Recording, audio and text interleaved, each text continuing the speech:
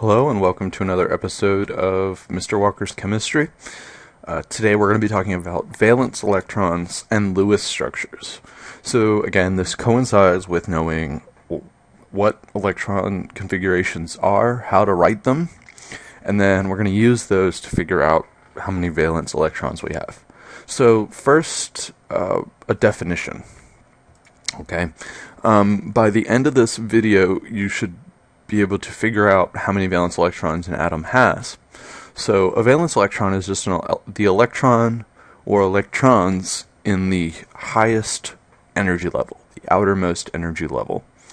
And this determines the number of electrons an atom gains, loses, or shares, which is very, very important when we get to bonding. Okay, so I would put this in your notes. I would put that valence electrons are the electrons in the outermost level, and then just keep in the back of your mind that we're going to use these later for a lot of things.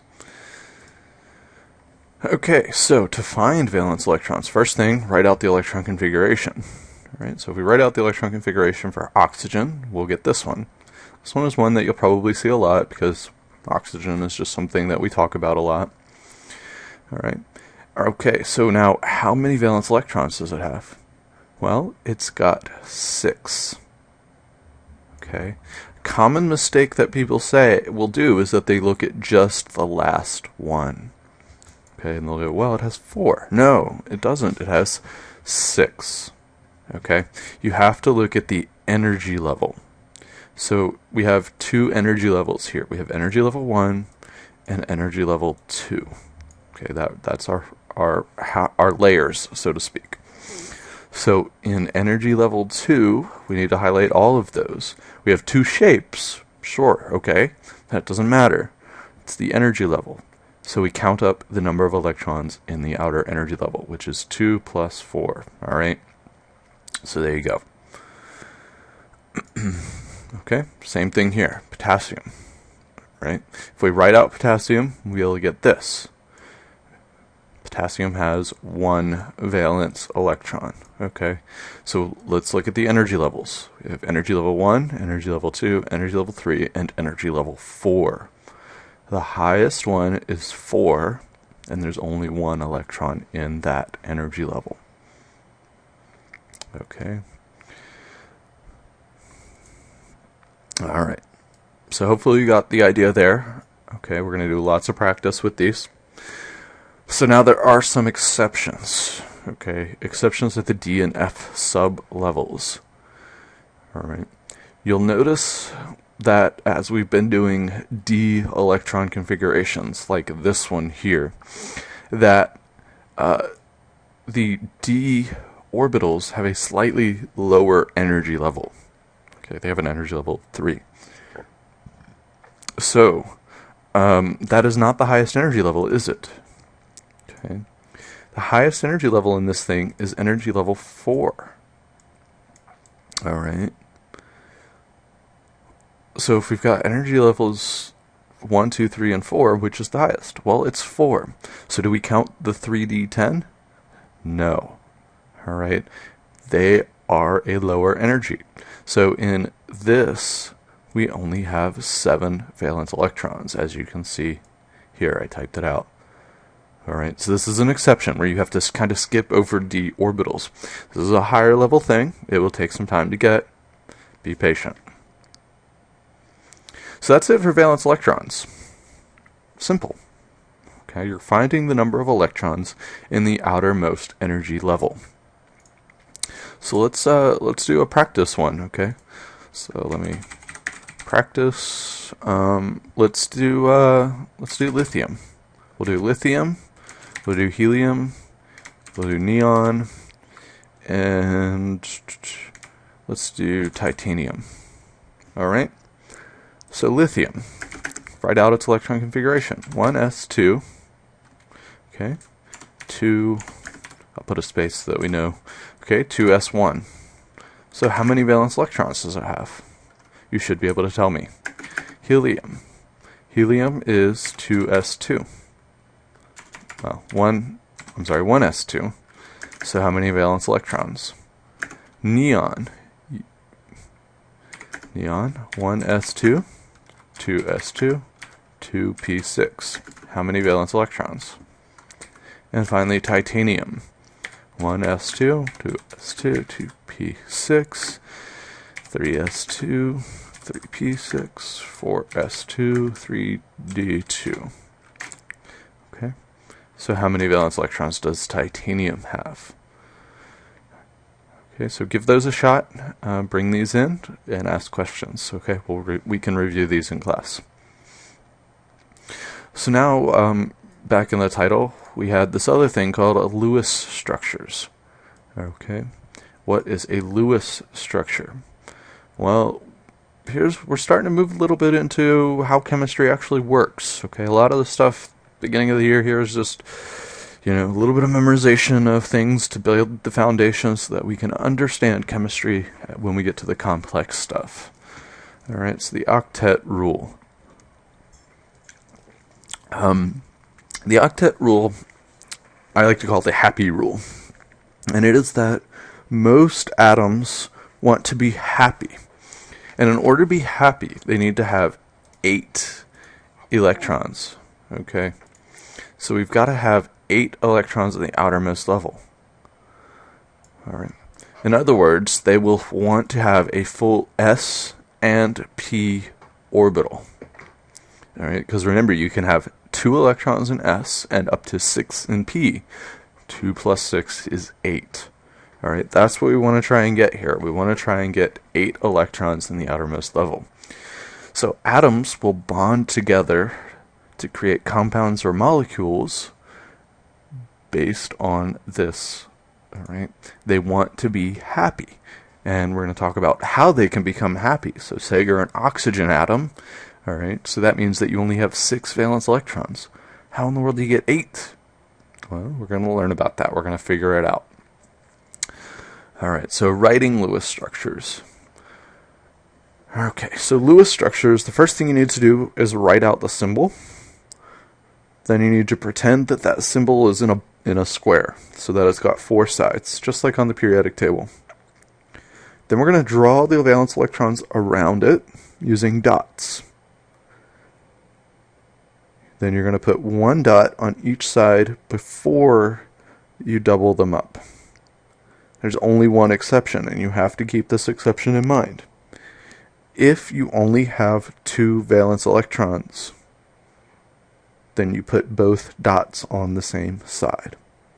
And that's just a neatness thing. So here we go.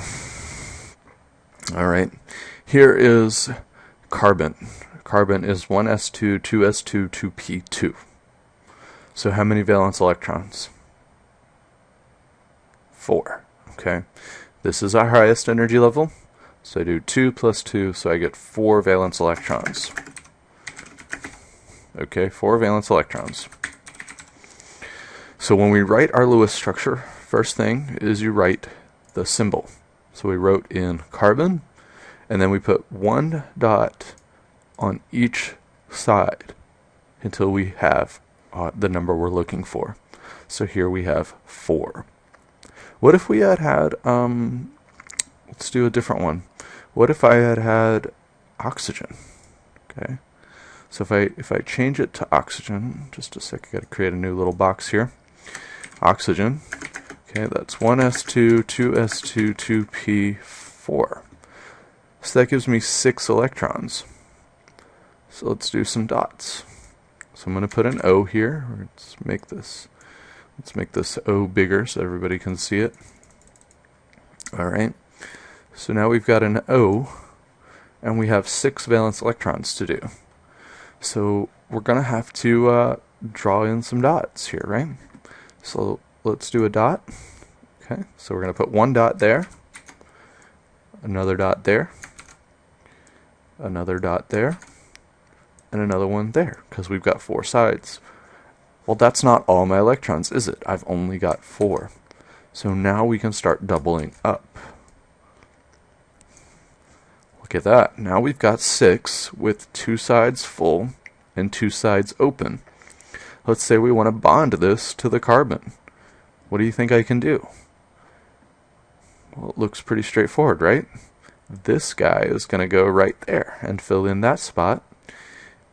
And this guy is going to go right there and fill in that spot. That creates a chemical bond. So you can see how these Lewis structures will be very, very, very applicable for you. Okay, here's magnesium. Magnesium's electron configuration is thusly 1s2, 2s2, 2p6, 3s2. Highest energy level is 3. So that means I have 2 valence electrons. Remember the exception rule. If you have 2 valence electrons, they both go on the same side. So here's an example of that exception. All right.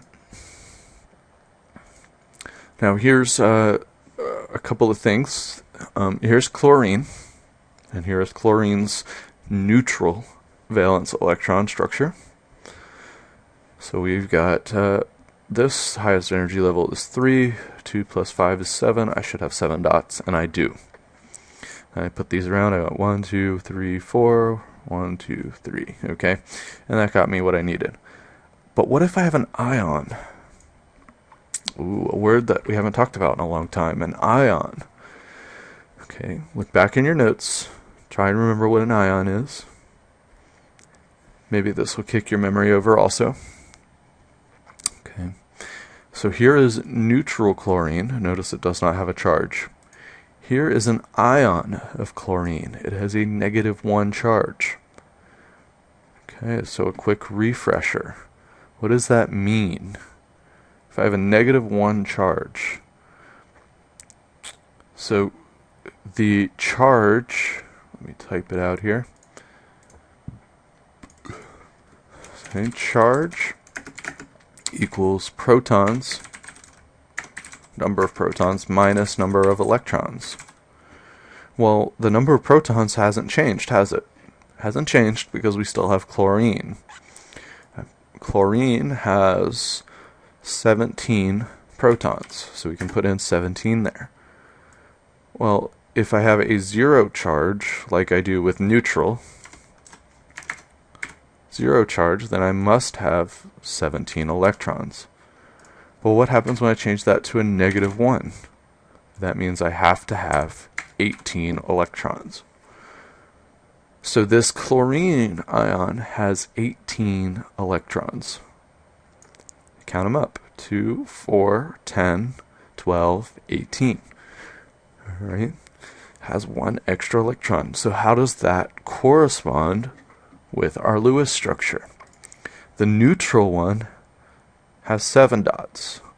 The ion has 8 dots because we add an electron. This satisfies our octet rule, our happy rule. We have 8 electrons in the Lewis dot structure or in the outer energy level, so chlorine is happy. However, to denote that this is an ion, you need to put brackets around it, and you need to include the charge on the outside of the brackets. The only reason that this is done, the only reason you do brackets with the charge outside, is to prevent confusion. It would be really bad if somebody were to confuse your -1 as a dot, because some people's handwriting is not very clear. So these brackets make it clear that you've got something on the outside. You need to include brackets. I will take off points on assignments if you do not include brackets for ions. Okay. So there you go. Pretty straightforward, pretty simple. Okay. Your valence electrons are the ones in the outermost energy level. So for this case here, outer energy level is 3. 2 plus 6 is 8. So we have 8 in the outermost energy level. Then to draw a Lewis dot structure, you write the symbol and fill them in. You go around once, and then if necessary, go around a second time. Remember your exception that if you only have 2 valence electrons, like with magnesium here, we only have 2 valence electrons, that you put the dots on the same side. And remember, if you have an ion, to include brackets and the charge. Don't forget how to find charge. Don't forget how to count numbers of electrons. Okay, that's it for today. I hope you learned something, and I'll see you next time.